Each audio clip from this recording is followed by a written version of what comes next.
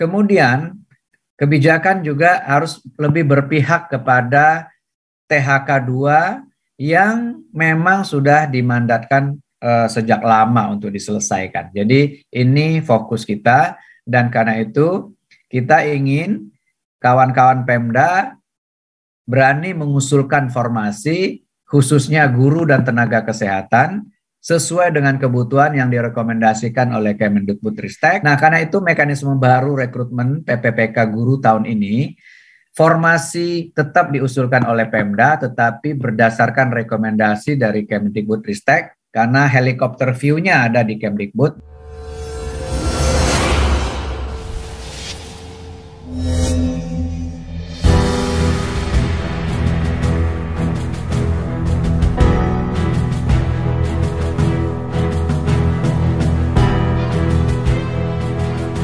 Kebutuhan kedepannya seperti apa, jangan sampai kita rekrut berlebihan pada saat digitalisasi SPBE diterapkan, kemudian kita kelebihan orang dan kemudian kita terpaksa harus melakukan PHK. Tentu itu tidak ingin kita harapkan begitu.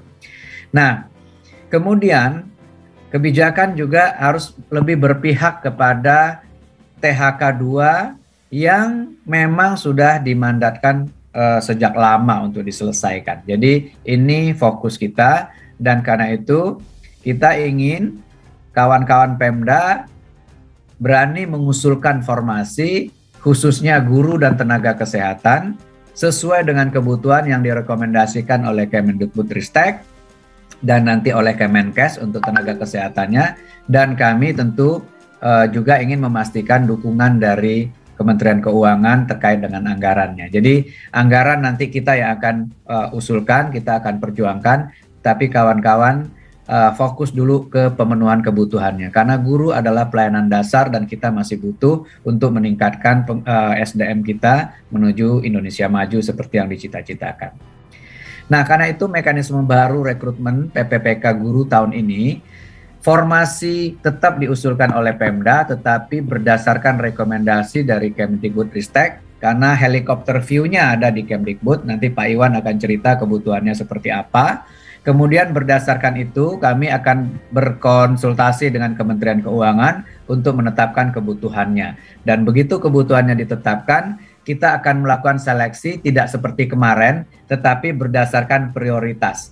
Dan prioritas pertama tentu saja yang sudah lulus ambang batas tahun lalu tetapi kalah bersaing ya untuk mendapatkan formasi, tahun ini akan kita berikan kesempatan pertama untuk mendapatkan formasi.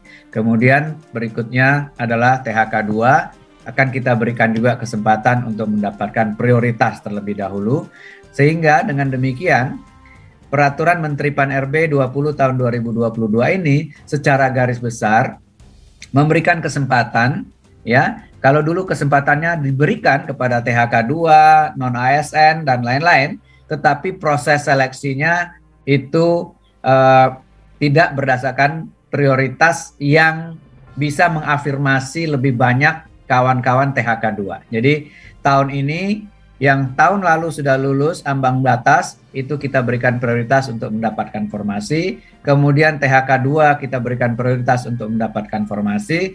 Kemudian guru non-ASN yang terdaftar di Dapodik kerja minimal 3 tahun kita berikan prioritas. Baru kemudian kita buka untuk pelamar umum, diawali oleh lulusan PPG yang juga Pak Iwan nanti punya rencana untuk memperbaiki kualitasnya dari waktu ke waktu, dan kemudian baru pelamar terdaftar.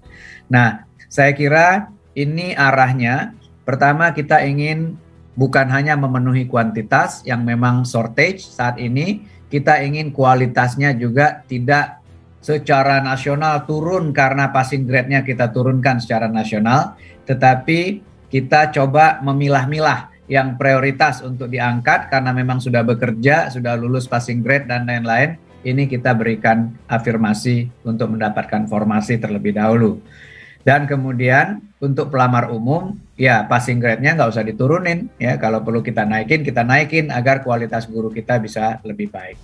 Saya kira itu sedikit pengantar saya, nanti detailnya akan diceritakan oleh Pak Abah dan Pak Iwan, dan nanti kita tentu akan juga mendapat dukungan dari Kemdagri dan Kemenku untuk memberikan confidence kepada teman-teman di daerah dalam mengusulkan formasi agar kita betul-betul bisa menyelesaikan tadi kuantitas guru kita yang memang kurang, kualitasnya perlu kita perbaiki, sebarannya di daerah-daerah 3T khususnya itu perlu kita perhatikan, dan kalau bisa ini juga membantu menyelesaikan masalah honorer yang sudah cukup lama berlarut-larut, yang deadline-nya ditetapkan by regulation sampai dengan November 2023. Saya kira itu sebagai pengantar saya. Terima kasih. Mohon maaf jika ada yang keliru dan jika ada hal-hal yang kurang pada tempatnya. Selamat berdiskusi. Mudah-mudahan nanti Pak Aba juga akan menyiapkan helpdesk sehingga kawan-kawan bisa bertanya setiap saat terkait dengan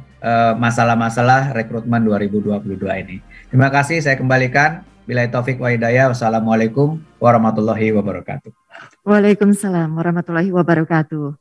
Pak Alex Denny, Deputi SDM Aparatur Kementerian PAN RB. Terima kasih untuk pembukaan.